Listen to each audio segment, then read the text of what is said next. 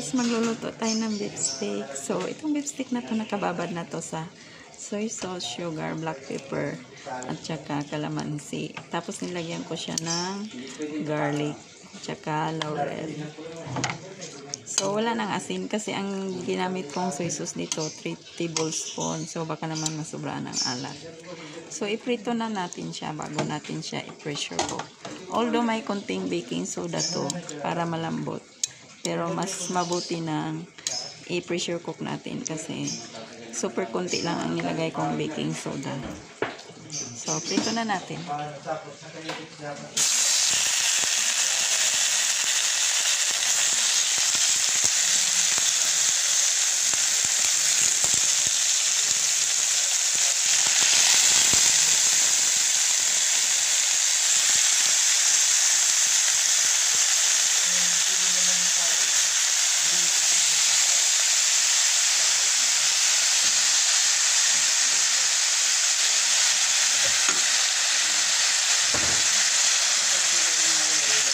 I-brown lang natin kasi nakasente yung ako.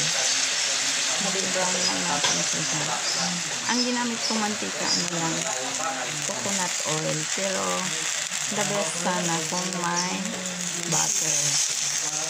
So, talagang kailangan mo mag-invest ng magandang klaseng butter. Yung from animal fat, yung mga imported na butter. Kasi talagang sa baka. Kasi mas mabilis makapag-brown ang butter.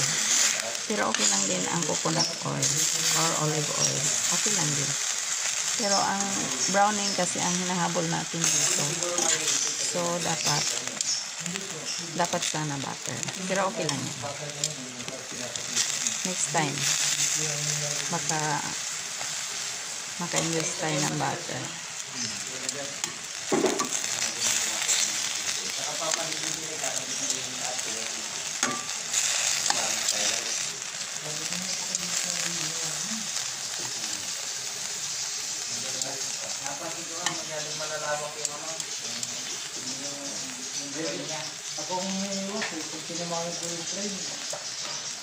So, bali i-brown lang talaga siya.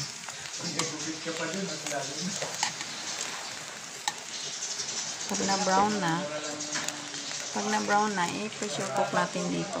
Sandali, mga 5 minutes lang. Para super lambot. Tapos, ibalik siya ulit dito sa sauce.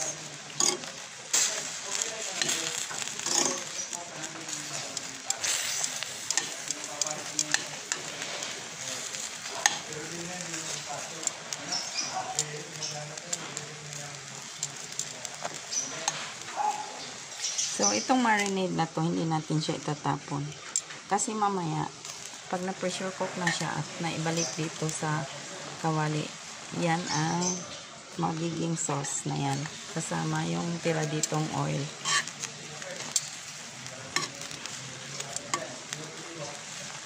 So, dahil nagmamadali tayo guys, may technique akong gagawin. I-pressure cook na natin. Dikit ko lang yung pressure cooker para hindi tayo maraming pupunasin. So, yung sauce na yan,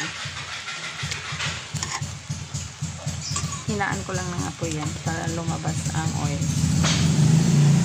Tapos ito, i-pressure cook natin siya ng 5 minutes para super lambot ang labas. Kasi super konti lang yung ilagay kong baking soda dyan. So, sarahan na natin. Sarahan na ni...